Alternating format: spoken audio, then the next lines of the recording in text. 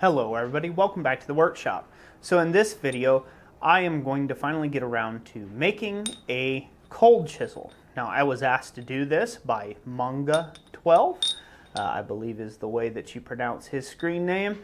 Anyways, what he had said was basically he's waiting on something he had asked for me to make for a YouTube video for over a year now. And so I decided, hey, you know what? You're right.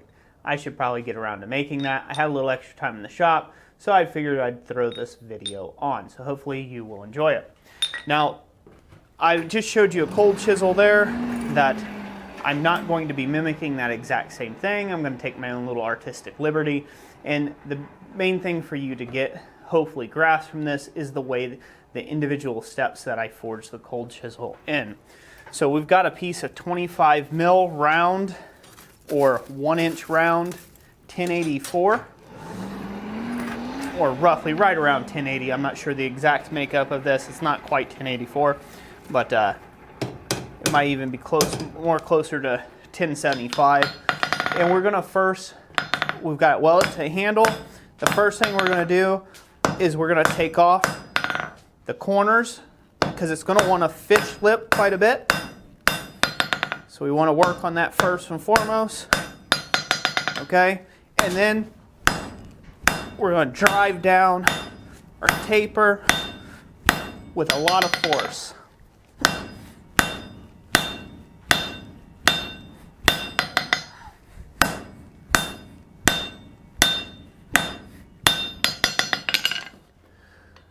We'll correct the spread in the next heat. This piece is 2.5 inches long, or you could just go 3 mil is a good starting stock size. I mean 3 inches, which is a good starting stock size, which is about 75 mil.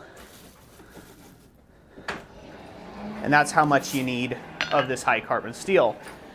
So if you notice what I did there at first, I started a chamfer, back tapered on the edges, the front edges of the piece, drove those back. So this way when I forged down, the center would move or have a tendency to move ahead of where the lips were.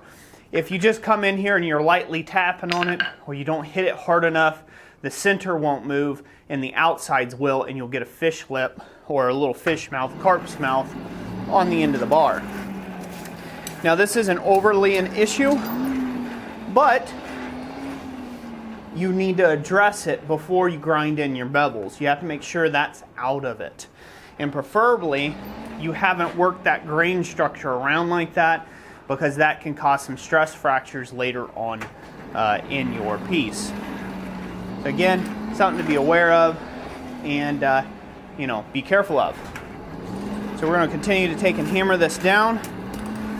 We are looking for a symmetrical taper, not an asymmetrical taper. Asymmetrical taper, it comes off on one side. Symmetrical, it tapers on both sides.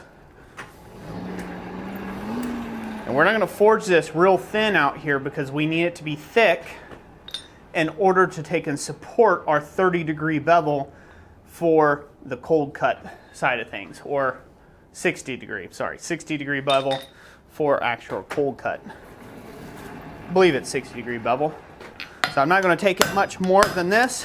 As you see right now, it's already tapered enough in that direction.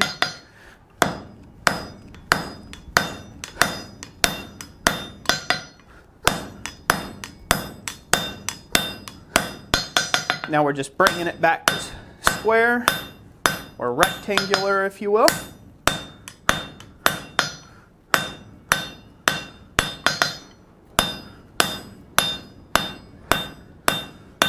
And we're going to maintain fairly high heats on this.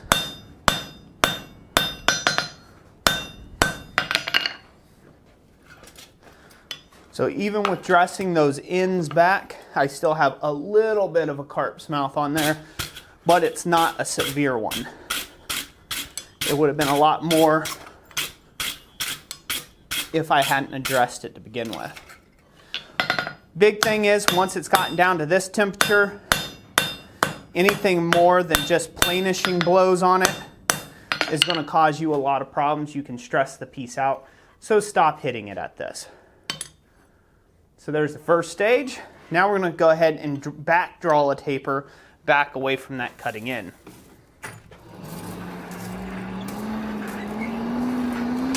Now, hand-forged hot cuts, tooling, things like that, chisels that you will normally find, usually are different than factory made. Factory made, it comes in on a straight bar stock. They might grind the chisel to shape, and that's it. It has less curvatures to it, and it usually does not center up the blow very well. It's just like having a stick with a cutting edge on the end of it. But forged tooling, we usually back taper or draw a slight back taper from the leading edge in order to help center the mass of that kinetic energy down through the piece. So that's what I'll be working on in this heat, is now just back drawing this taper. Now, a cold chisel is a really easy thing to make. It's just like a regular chisel. The main difference is the edge geometry. This one right here, and I'm pretty sure I'm correct in saying that we want a nice 60-degree angle or bevel here, which is a fat bevel. Just think fat bevel. I'm pretty sure it's 60-degree bevel is what we're wanting there. A 30-degree is something that you would have on a slitting chisel. If I'm incorrect in that, I'm not going to go look it up just right now, but if I'm incorrect on that statement, correct me in the comment section. That way, you know, not too much foolishness goes around. So you can see the difference between those two grinds, hopefully. One's really narrow and thin to cut through hot material, and then the cold chisel needs a lot broader edge geometry because it needs to be well supported so it doesn't roll over in use. So if you made it this far in the video, I just want to thank you so much for watching this video and supporting the channel with your comments and shares of this type of content. It really does take and help this channel grow, and thank you so much for being a sponsor of the channel by doing so. If you'd like to take and help fund this channel financially, a great way of you doing that is checking out our website, blacksmithpdfs.com, where Jessica and I have all sorts of ebooks, all sorts of plans, bundles, and things for hammers and for power hammers and all sorts of good tooling.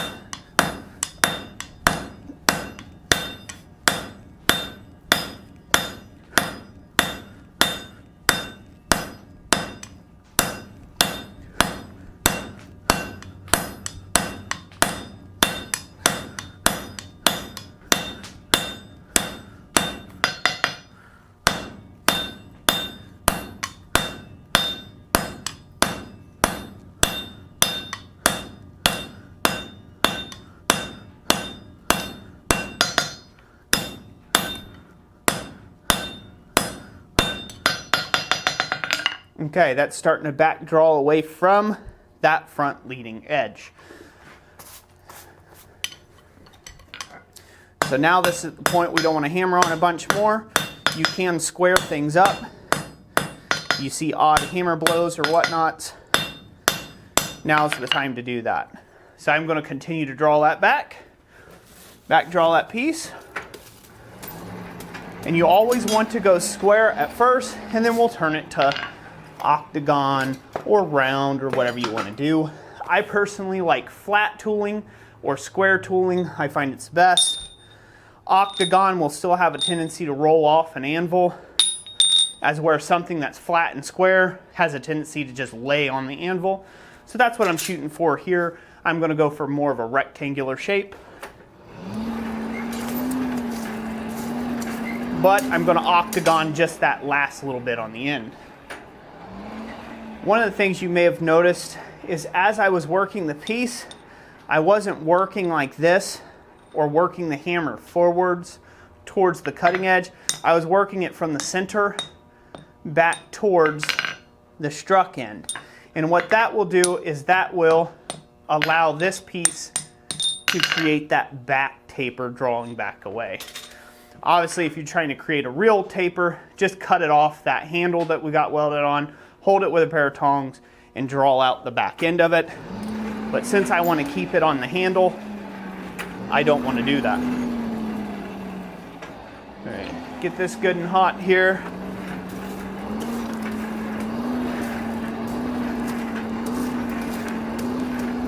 After I get this forged mostly to shape, then we'll go on to the grind. And then finally, last but not least, heat treat. So this is almost up to temp again. I like working at a fairly high temperature if you can. If you work at too low of a temperature, you can create those stress cracks.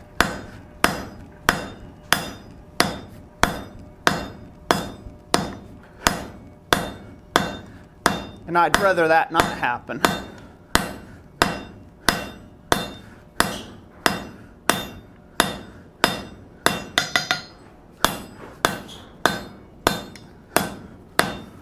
So now you're starting to see a bit of like a coffin look.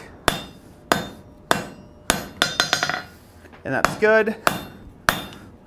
That's what I'm personally going for.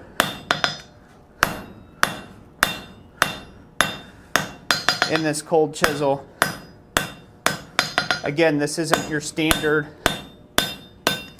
factory cold chisel. And I don't want it to look like that either.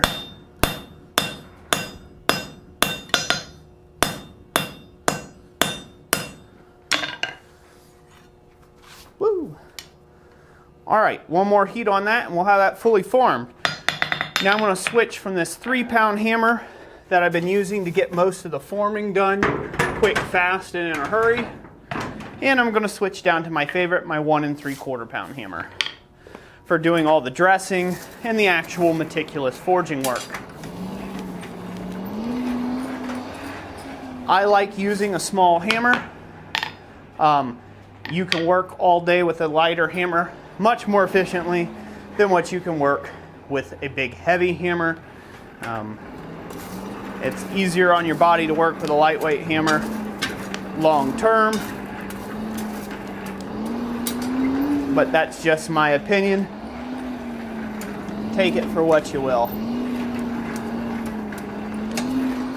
But nonetheless, if you work with a big heavy 3-pound hammer or heavier than that, you want to use that to get most of your rough shape done and then go do your fine adjustments with a much smaller hammer. Don't be afraid to switch up. It's really easy to kind of get trapped into saying, hey, I'm forging with an 8-pound hammer, so I'm just going to do all this fine tappity-tap work with my 8-pounder as well. Well, that's just stupid. You're going to wear yourself out there, bucko. You shoot your eye out, kid. Don't do that. So now I'm going to dress up these faces. I'm just establishing a little bit of a front taper just to center up that mass once again.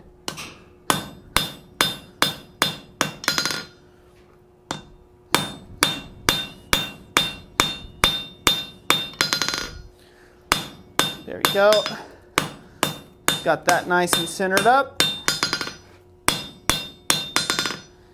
Now I'm going to take off the corners, sharp corners, back on the struck end.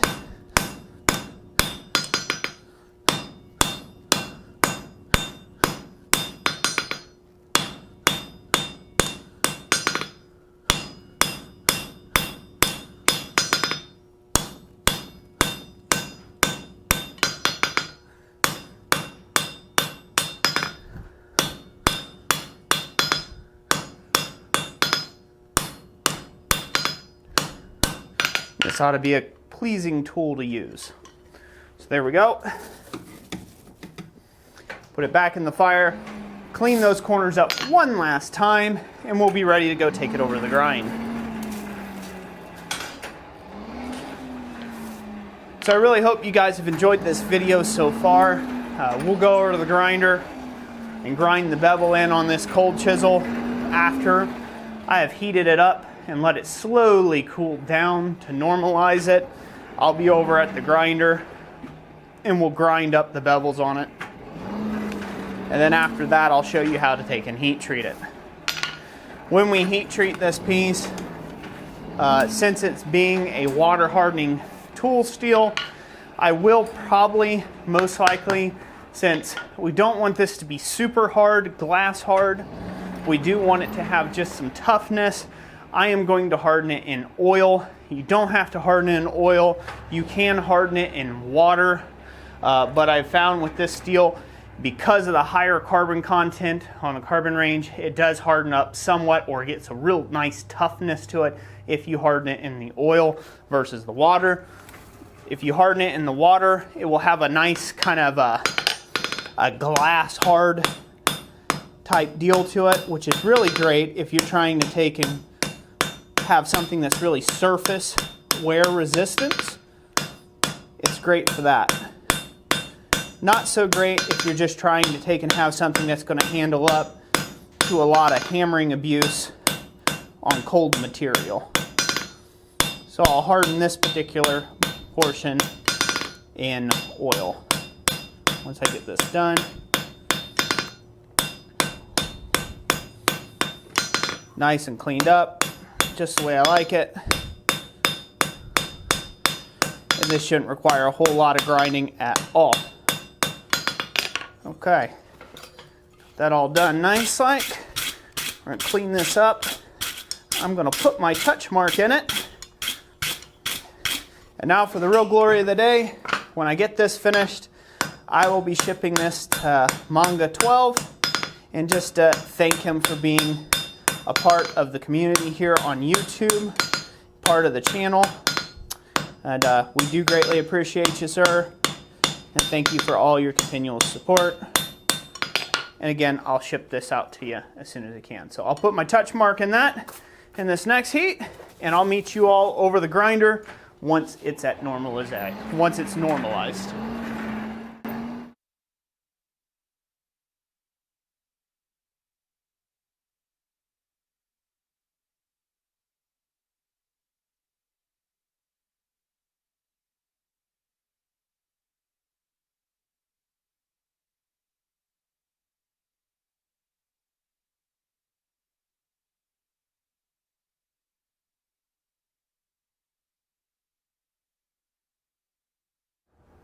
Okay everyone, so we've got that piece ground now, and we have established the proper bevel. Now, if you don't really know what a 60-degree bevel should look like for doing hot work, doing for cold chisels, the easiest thing you can do is go buy you a factory-made cold chisel, preferably reputable. I know that kind of voids the point of what you're trying to do. You can find these at garage sales as long as it's a fresh new one, but that should be the appropriate pitch and angle that you need on a cold chisel, and you can just copy that and look at your grind and make sure that you have it correct. So one of the things that I was doing in the grinding portion of this is I actually alleviated, or I rolled the edge back a little bit, so these aren't just two flat planes. I find that that helps the chisel dig a little bit better if you alleviate back off, if you ease back off the rest of the chisel bevel itself. It allows it to kind of get a little extra bite into the material. It makes for a nicer cold chisel. Now you won't find that in a factory chisel, but that's something that you have to do yourself. So now that we have this piece all nice and done, and if you could tell, it's awful small. And I like doing smaller cold chisels like this versus having big long ones like this, because big long ones where you can get your whole entire hand on them, you have a tendency to rock or kind of twist a little bit too much, as where this, you can just set it down on the piece and give it a thop, bang, bang, and it's a lot more controlled. It feels a lot more easier to control, and I find it a lot easier to lay out cold chisel marks or work like that. So without further ado, let's get this thing hot. I'm going to get it into the forge. And the main thing I'm going to focus on is bringing just the cutting edge and about an inch, or that first bit of the taper that you see there. Let's go, maybe I'll show you back here. That first inch or 25 mil of material right through here to where it just thickens up. We're going to get that hot in focusing most of our critical temperature that we're trying to achieve out here on the cutting edge. We don't want to take and bring the rear of the tool up to a critical temperature because we want this to remain soft in use so we don't get any chipping or galling, if you will. So we're going to go ahead and hold that portion in the tongs, and we're going to heat up the thicker portion. So we're just going to set that in the forge.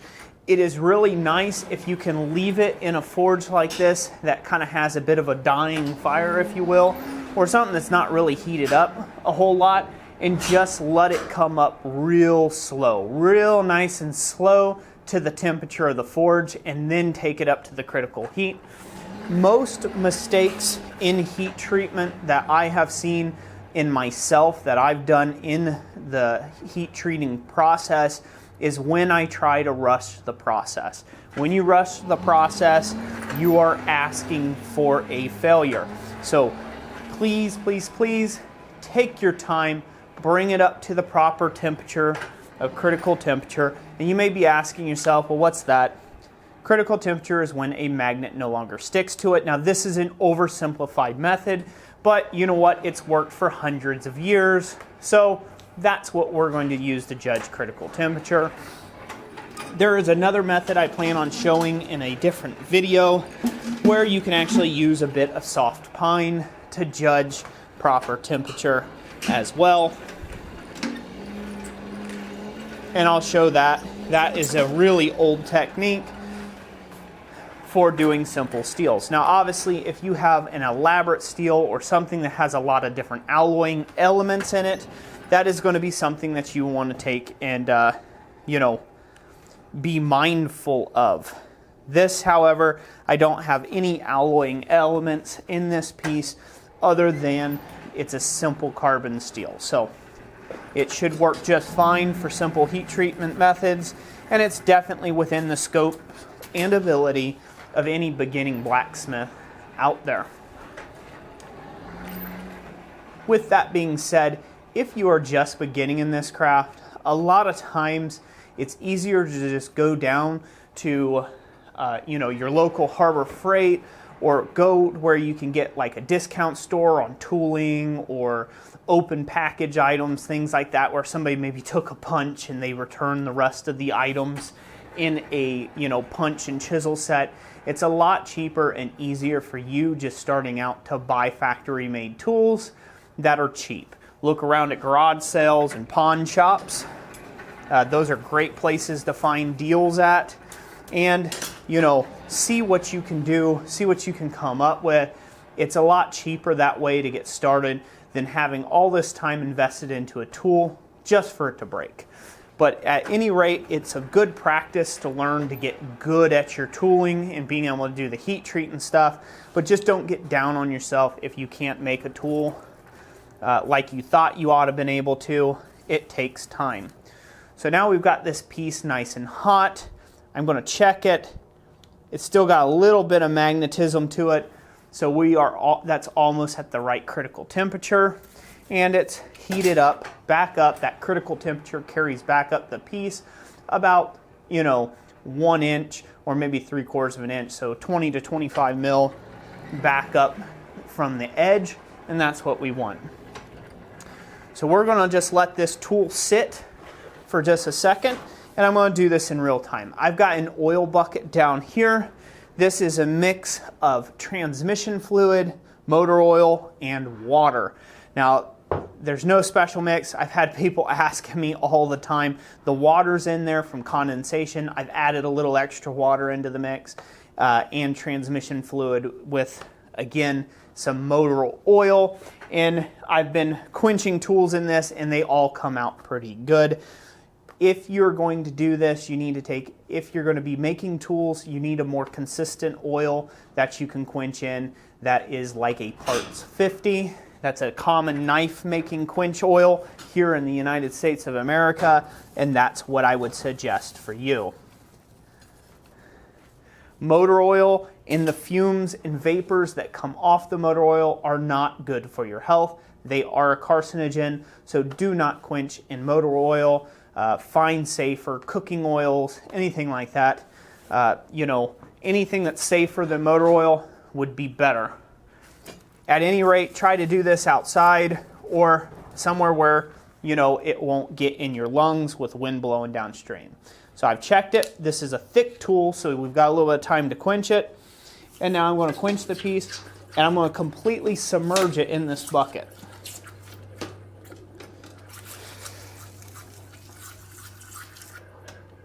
I'm doing that for two reasons. That helps keep down the smoke and vapors. You'll see stuff, people doing things like on Forged in Fire for great show and pulling stuff out and letting it catch fire and flash fire and stuff. That's absolutely ignorant. Don't do that. You're asking to burn something down. When oil catches fire, it is a nightmare to put out. Ask any fireman and they'll tell you that an oil fire is very hard to put out. So, you know, don't be an idiot and keep it in the bucket and submersed. You don't want this thing to vaporize. You don't want it to vaporize out, and then you have problems. Okay, so we got this piece. It's nice and cooled down. Looks to be in good shape. I'm going to grab a little grease towel here. I'm going to wipe it off. It definitely blew off the scale. So you can see that martensite underneath. It's got some nice martensite showing up there. At this point, you want to check your piece for any crackage, any breakage, anything that you could have going on in that department. And it looks to me like we have a good tool. So now we go back in the fire. So I'm going to take this piece, still oiled up here. I'm going to stick the struck end back in the fire, and we're going to run the temper colors up to the top. But before I do that, I almost forgot, we need to take and clean a little shiny flat on here. So I'm going to grab a piece of sandpaper, carefully lay it on your anvil. I'll be right back in just a second here.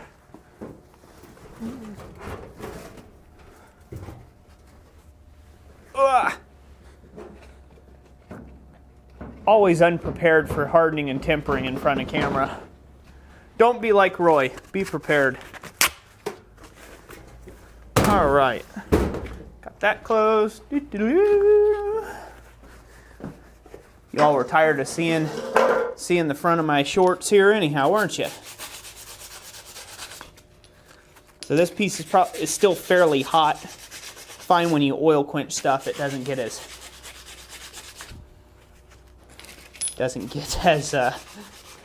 cold as it does in water quenching, which is okay. So there we go. We've shined up our faces. Now we'll go ahead and run the temper colors. Now because I've hardened this in oil, I do not want to go for, say, like a blue or a purple band of color or light teal. What I want in coloration for this piece is a nice bronze color. Now you want this on most tools that are going to be cutting cold material because you need that edge to hold up. If you softened it too much, that's what I'm trying to say. Roy, get those words out of your mouth. If you're trying to soften the material up, if you soften it back too much, draw too much temper out of it, it won't hold up very well when you're trying to cut cold bar stock. And it's going to cause a lot of issues. Not only will you have mushrooming on the end that you're striking, but you'll never be able to keep an edge on the tool itself.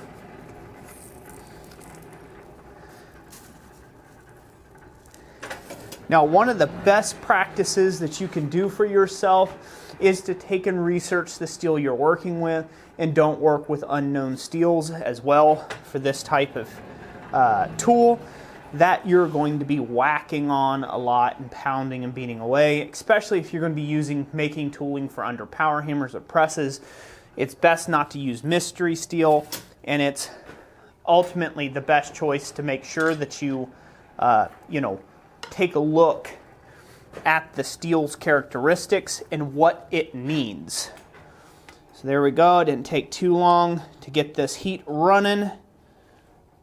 Looks like it's running pretty good already. We're almost at that bronze color already. And once we get there, once I start seeing just a tinge where it starts going to a deep bronze or it's about to turn purple, I'm going to go ahead and cool this whole piece off. And we're going to do that. There's no fear in cooling this in the water bucket, so I will go ahead and cool it in the water bucket. This is a water quenching steel anyhow, and we're not changing anything in the steel itself because we did not bring it up to a critical temperature. So it's okay to quench it in water at that point.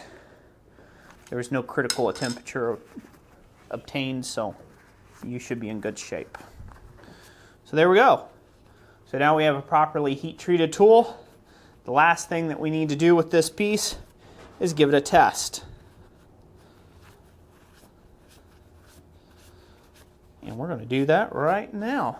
I'm going to find a scrap piece of material and we will practice cutting on it. Move this off to one side. Let me find a little piece of steel. Here's some 1-inch stock. Here's some 1/4x1 flat stock. Get that set up here. Hopefully y'all can see that. Let's zoom you in a bit and roll you down. Hopefully that's still in focus. I'll check it with my focus towel. Boom. All right. If you guys have made it this far in the video, I just want to thank you so much. Hey, thank you Manga12 for suggesting this. Again, I'll put this in the mail for you, buddy. Just contact me if you would on my Gmail at christcenterforge@gmail.com. And I would love to take and get this to you, my friend. So when you're wanting to test this material, a great way to do it is, again, get yourself a piece of mild steel, 1/4x1 mild steel, and you want to test your edge retention by putting it on the edge of the material and whack down hard. If this deforms and that doesn't, obviously it's too soft and it's not going to hold up. You're going to have to redo some heat treating, but it's working pretty good.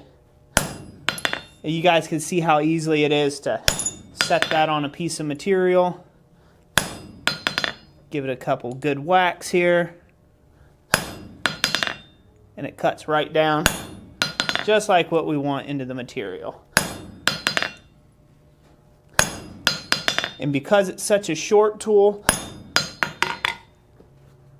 yeah, that edge is holding up beautifully. So that edge has held up wonderfully. I think that's going to work very nicely for you. Always going to inspect the tool, make sure you don't have any cracks showing up, no splitting. This end is definitely soft. It's starting to show a little bit of a shiny facet where I've been hitting on it with a soft face hammer. That's good, that's what we want.